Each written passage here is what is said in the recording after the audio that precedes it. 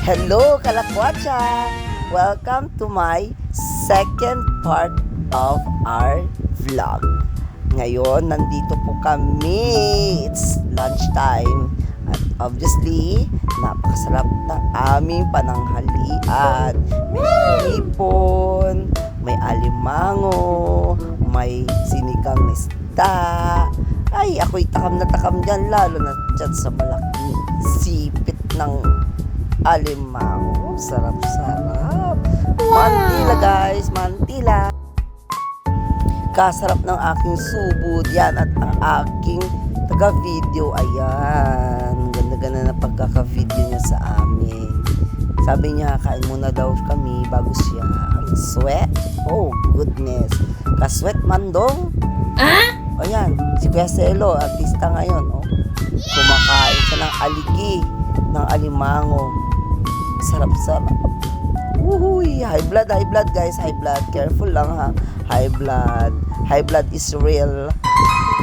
Ayan, pagkatapos namin kumain guys, meron kaming pupuntahan. From Bani, we're going to Anda. Ayan na naman po tayo guys, babuyay na naman tayo papuntang Anda. Dahil pagkarating namin dyan, yung pamangkin ko nag-aya papunta sa Anda, Pangasinan. Ay, Pangasinan. Oh, ay, no. Bulinaw pala, sorry. It's my mistake. Sorry, guys.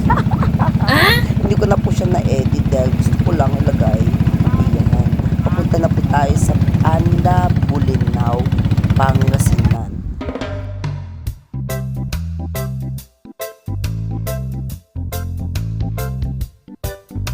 Ay, napakasarap talagang mabuhay sa mundong ito. Napakasarap ng tanawin. Woo! Ayan guys, sinortcut ko na kasi napakahaba ng video. Nandito na po tayo sa bridge ng Anda, Pangasinan. Ang ganda-ganda. It's colorful. Alam niyo naman na, it's colorful. It signifies for secret. Hindi ko rin po alam guys, pero ang ganda pagmasdan tong tulay na ito, iba't ibang kulay. Kasi dati nung pumunta ako dyan, wala pang kulay yan. Ewan kung kailan yung kinulayan, pero ngayon obviously ang ganda-ganda ng kanyang color. Ayan, malapit na kaming dumaong at tinulungan ko ang aming driver. Baka sakaling makarating na kami in 1 second. Char. Ewan ko ba ba't ginagawa ko yan? Siguro dahil na-enjoy ako. Ayan, alam nyo guys, yan pinakamahirap kasi magulo yung sinasakyan namin. Maliit lang siya. Ganong kalit, ganong kakulit. Ganon, parang batang makukulit. Sino yung maliliit? Sila ang makukulit. Ay, thank you kuya, tinulungan ako umakyat. Ay, naku, kuha ko lang dyan. Siguro kanina pa ako na-fall. Ay, naku po. Ay, ayan, pumunta po kami sa taas for the picture, for the memory. Syempre, yan lang naman po yung dinayo namin guys, yung bridge ng Anda.